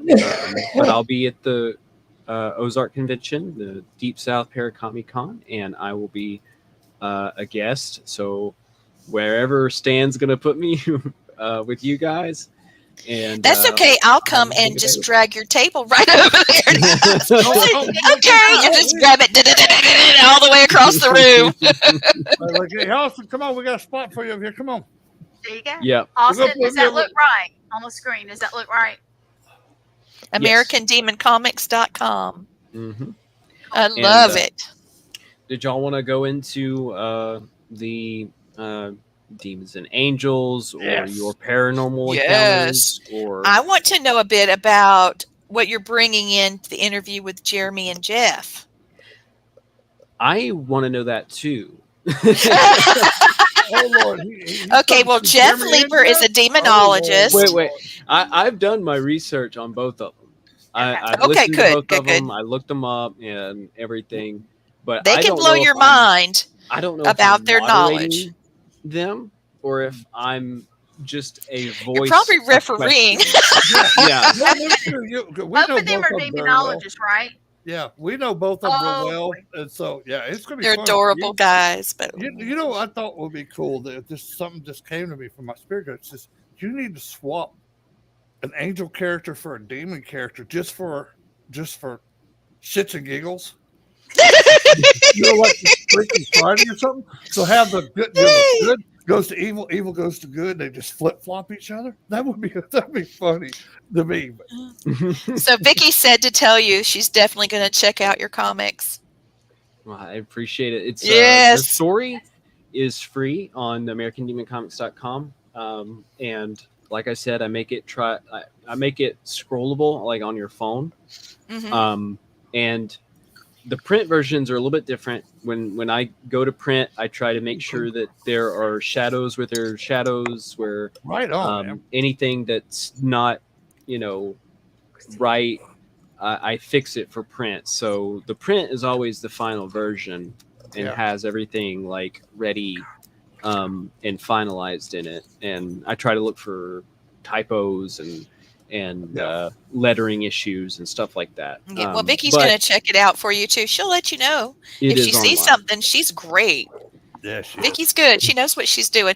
And these are my spirit animals. Yes, they are. Especially that one. Wait, where'd she go? There she is. Yeah, Love that bug. That is Elvira to a T right there, and Billy Monster, and the only one she's missing on there's the Bride of Frankenstein. It would just be another perfect icon. So when we were in North Carolina, apparently there's something that they can tell you. There's a story about me that they've been telling me. I think they're playing a joke on me. I didn't do this, but apparently in the middle of the night after we've been ghost hunting.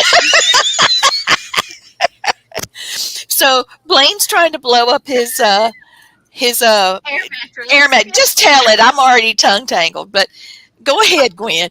But poor Blaine's trying to get this air mattress down, and we don't have enough space. We've rearranged the whole room and had to sweep after we did it. And so here we are. They've been outside talking. Me and Mom are beat. The dogs and Mom and I are all in the bed together, and apparently, just go ahead. Okay, I know you want to. She rags me so bad. Oh, this is hilarious, though. So, all right, we're in this little room. There's 2 beds, right? But it's a really, I have never seen a room quite that little bit of space. Okay, except for like in an older hotel. So Blaine's got this mattress. He's trying to blow it up. Now Lee's got her CPAP machine on. And she thinks that her CPAP is making that noise. The thing and slings it. Blaine said I took it off, looked at it, gave it the side eye, and threw it against the wall. And then I was like, Lee, put your mask back on. He never did. I didn't do that. Yes, you did. Yes, you did. And I'm like, Lee, it's not your mask. Put your mask back on. And she's like, see, us ghosties go everywhere together. We'll put, like cords of wood. We'll have friends, some sleeping this way and some sleeping that way and this way, and in sleeping bags. Blaine and I have eaten peanut butter sandwiches and slept on the floor in sleeping bags for years. Many times. Yeah, in tunnels underneath factories, that we were investigating. We've done all inside of I slept by a copier in the office. It's Lost Furnace. I did. Yeah. I was curled up with a copy machine next to the copy pot. I got my priorities. There you go. So you're a coffee snob. I am a coffee snob. I have to have my espresso. I'll make you one. I'll have to bring it with me. But so you get an idea of what ghosties are like. And I don't think we're far from comic folks because, I fit in there too. Oh, no, don't start. Jeff, it's Jeff Leeper. I think everybody's, the hearts just went, everybody. Yes, my nerd is showing. I know. Blaine gave me a shirt that's black and it has nerd across here. And, it so fits me. I love that thing. But yeah, I don't know what I'm supposed to really be. I have questions of my own for both of them.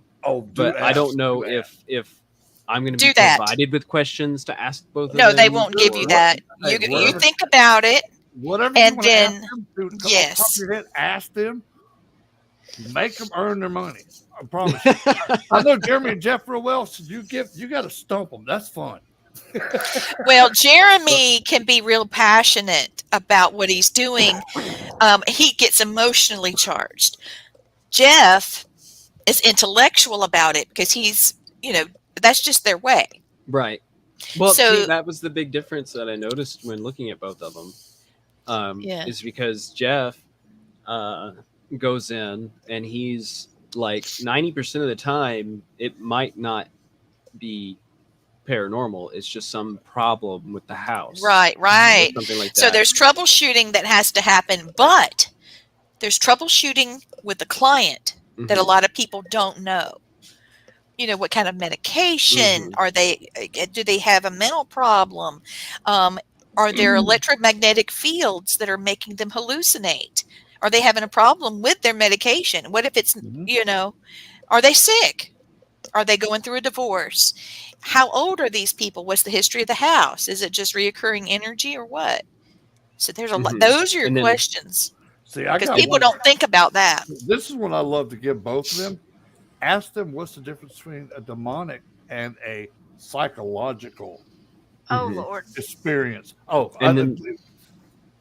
Because I've got a master's in psychology, so my first thing is thinking, okay, what kind of mental issues do these people have? Are they on severe medication? Or are they just lush? Psychotropic drugs or what? Yeah. When I walk in the house and she's got 32 different psychotic drugs, it makes me wonder for a little bit. Yeah. But yeah, I get with Jeremy on that one a lot, especially him and Jeff. Asking what's the difference between true demonic and something that's psychological. Right. Now, Jeremy, being the Cajun demonologist, he actually did a filming, and not many ghosties can say this. He actually filmed with the Weather Channel, and he looked for the gray man, and he had a big thing about that. And man, he did a beautiful job with it. And I had a moment. Yes, he did. And I had a moment with him at Sloss Furnace. Do you remember that, Blaine? Too well. So I saw something over him. I saw a gold cross. We were all getting tired. And where did that military cot come from? We were all going to try to sit on it, but it was making it do a seesaw thing because, So I said, Jeremy, just lay down. And he laid down, and time he laid down, and I put my hand on that cot. Poof, that gold. I'm not kidding you. I'm not kidding you. He's not. Because I didn't blink or anything, and it was burning over his head. And I said, Jeremy, I don't know what you're going to be doing in the future, but I'm going to tell you what I see right now. I see a gold cross burning right there. I couldn't reach it to touch it. But sometimes when you deal with paranormal stuff, you see it out of the peripheral vision of your eye. And then when you turn, it's gone. Or if you blink, it's gone. This one, I could blink. I blinked. It was there for several seconds. Nobody else could see it. But it was intense. You did see it, baby. You're right. You were both looking at each other like, is that really like I was like, above him? I remember that. I was like, Blaine, do you see that? And he was like, see what? And then he turned his head and he was like, oh shit. We both were like, wow. And he said, actually, I have been doing some personal study and some training, and his origin story is intense. It's his to tell. I'm about to tell it and I don't need to, but his origin story and Jeff's origin story is so humble. That would be good questions for them too. They're very humble people, and they They're pleasers. They like to help people. Healers. They love to heal. They love to know things. Yeah. So, Well, so there's several things that come to me.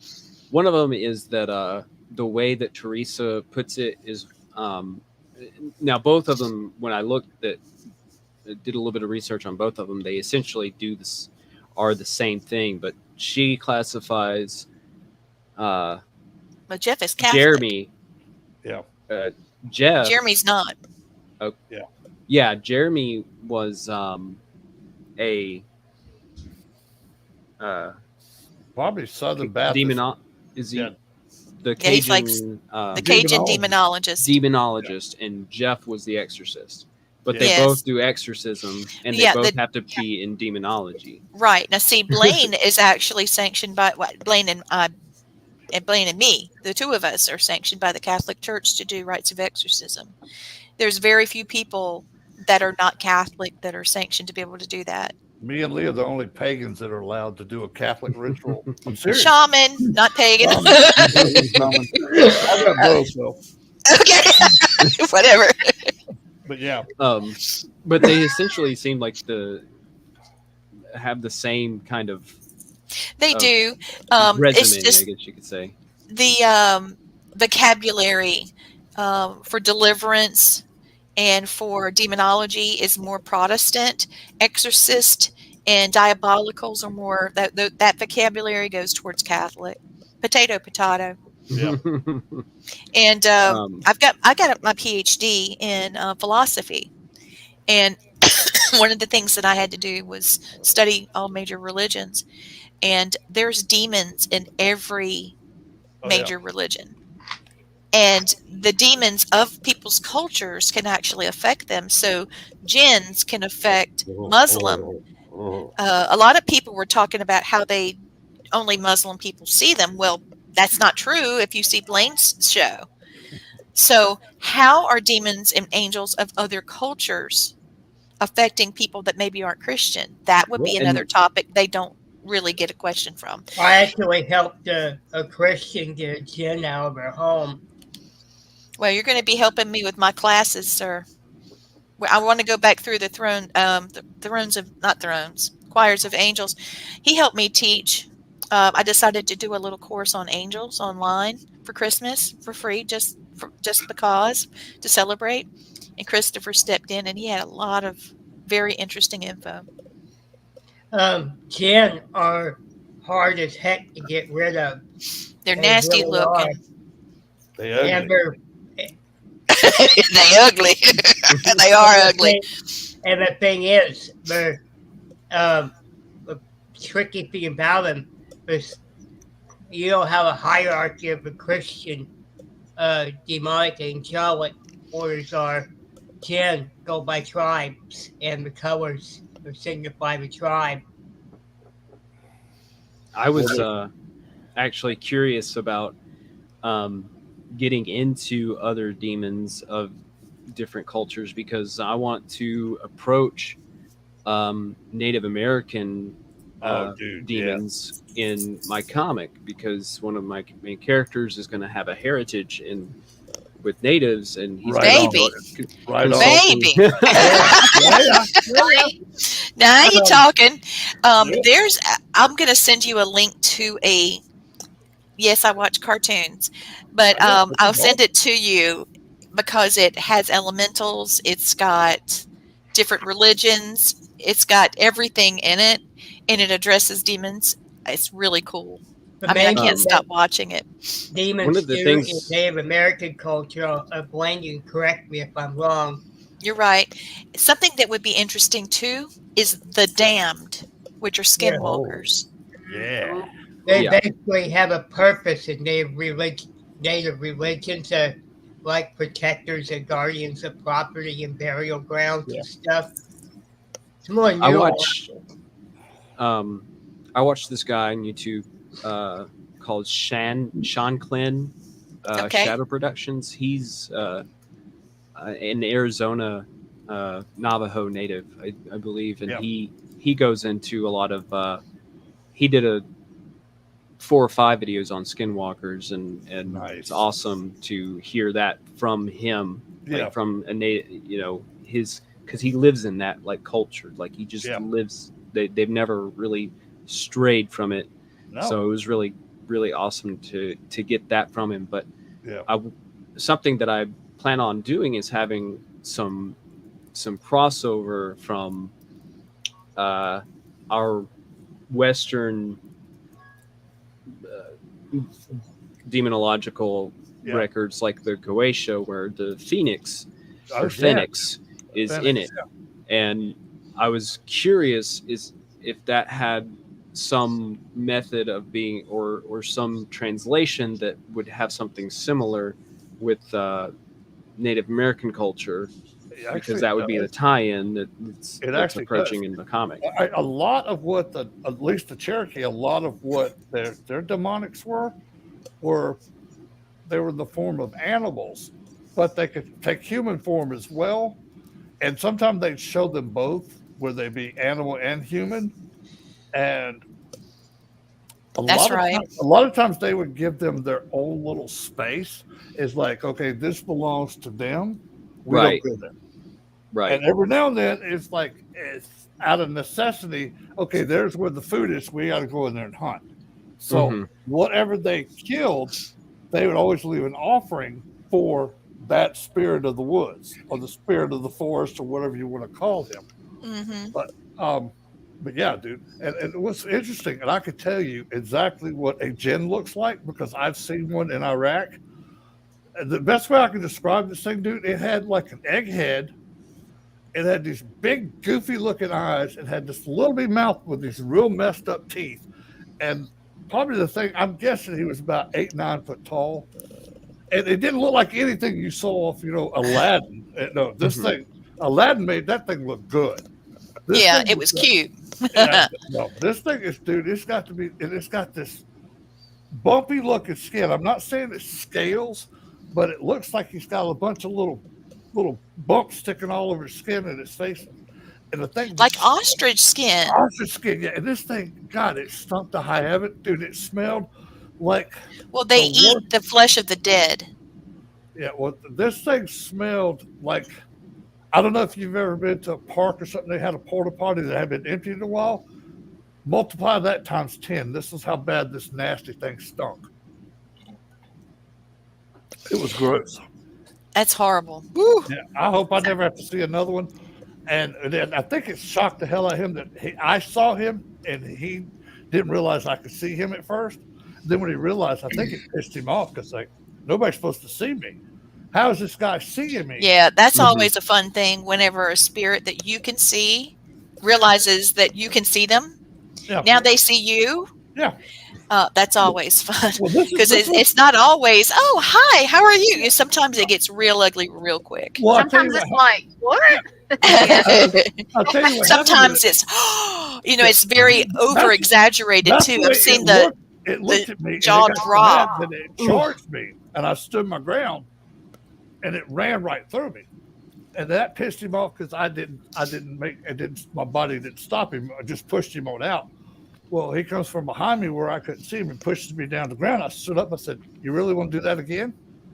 And he was like, "You're challenging me?" I'm like, "Yep." I said, "You're just one." We'll explain how all that works. Woo. I'm sure you're like, what the? I did want to throw out, besides skinwalkers, there's wendigos. Wendigos. And you can look up wendigos with a W-E-N or W-I-N. And they're always hungry. Yep. They have to commit some heinous act, killing their own child or eating some flesh of like part of their tribe or something like that. Yes, they would be amazing story for books. You're right. But these wendigos are always hungry as part of their curse.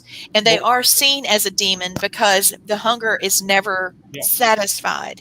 And they take immense pleasure at chasing and hunting things. And skinwalkers are no better because they can switch what they are. And all of this goes straight to Skinwalker Ranch. If you watch that TV show, Skinwalker Ranch is pretty intense because they do scientific study on the property, Yep. and things happen that they can't explain. Well, hell, they just call it a dire wolf. So supposedly it's state that they found a damn Wow. skull of a dire wood that was not dead long. I think, oh, wow. Werewolf, yeah. Clone it. I'd like to know what's going on with No it. doubt. Well, there's also the lichen. Yeah. That's part of a skinwalker, but there's another type of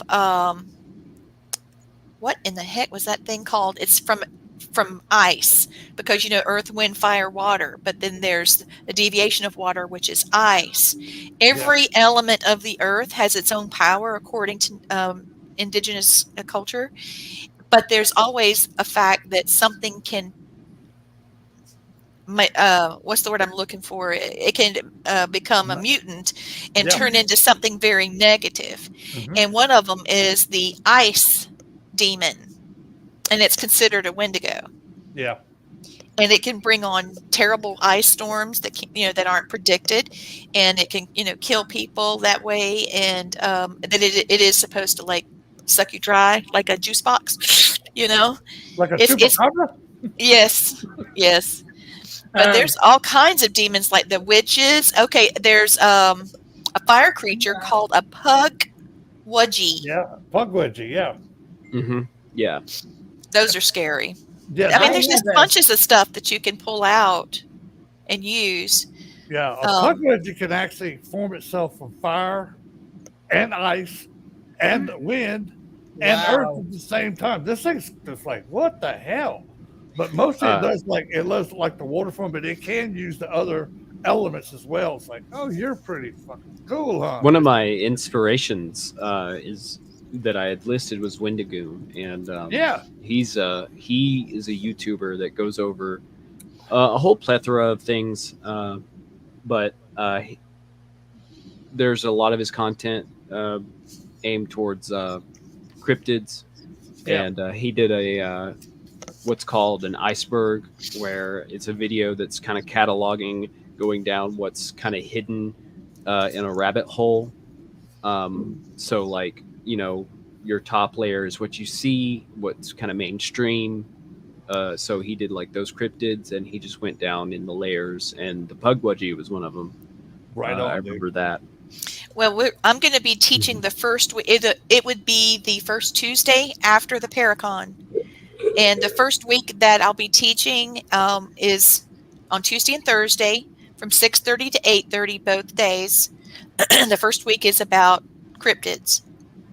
If you would like to sit in, I invite you. You don't have to pay for anything. Just come on in.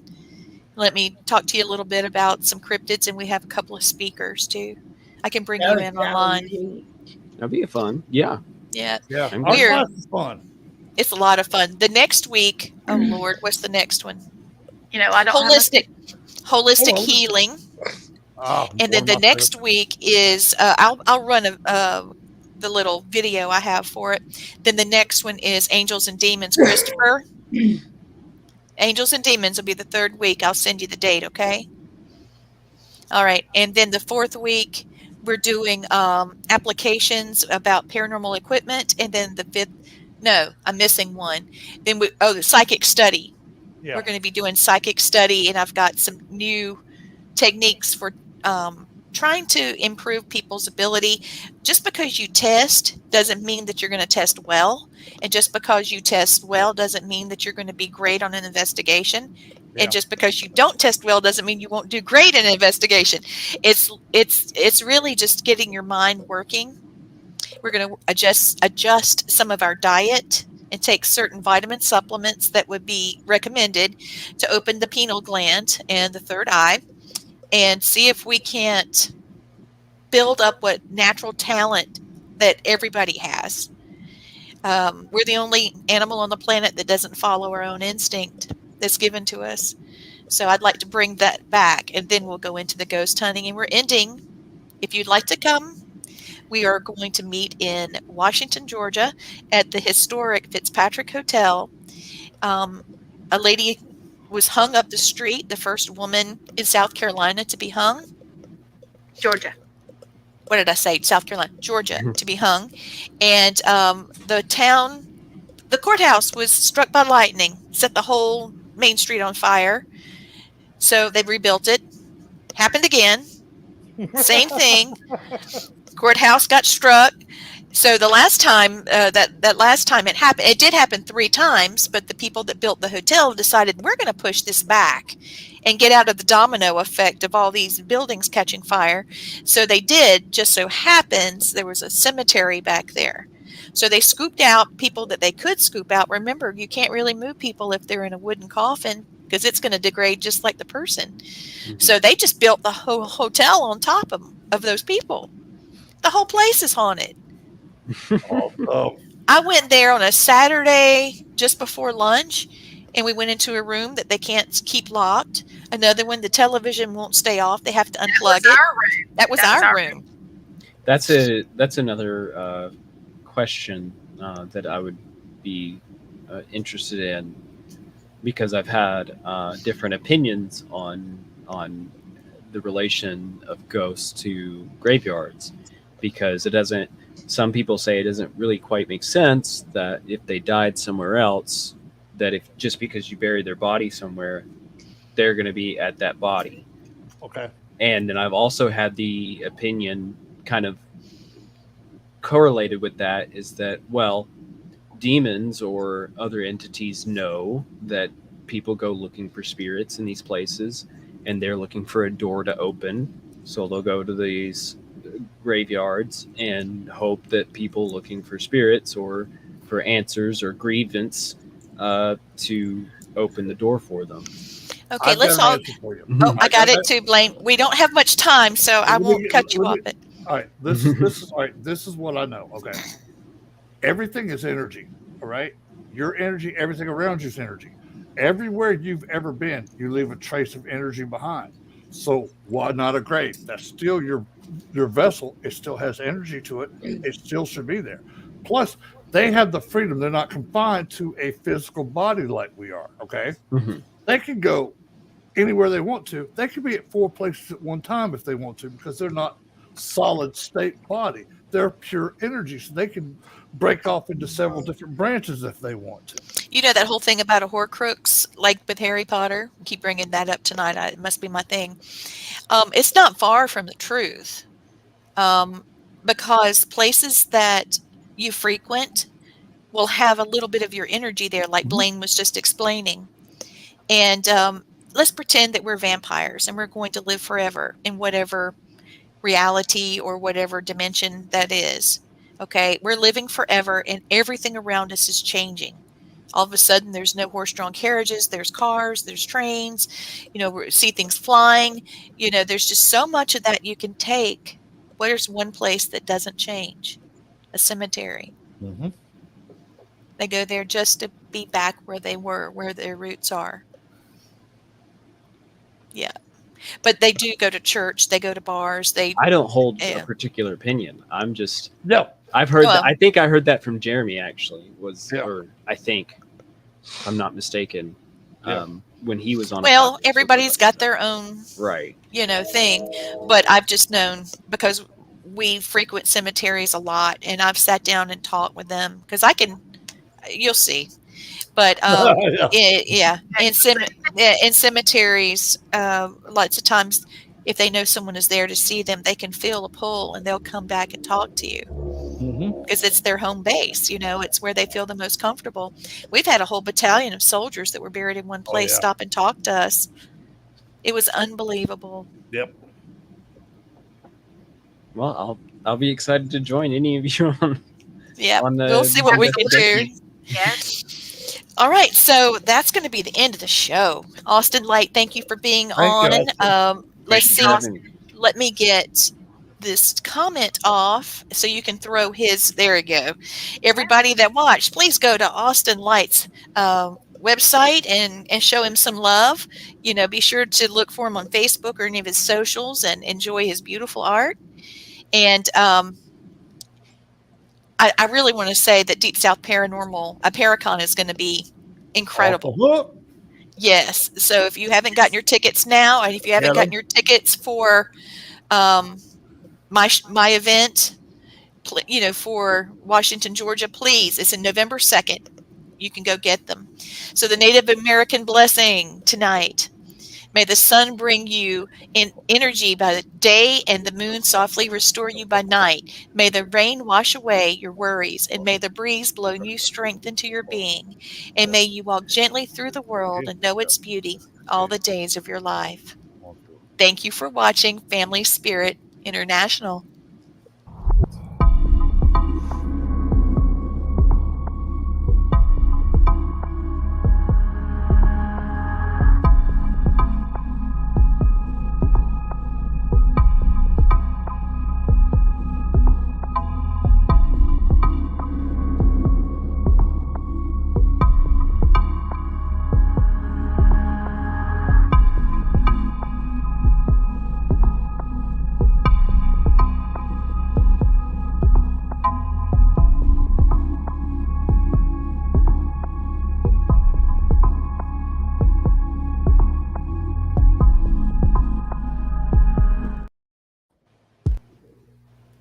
Cool beans. Oh, it won't go.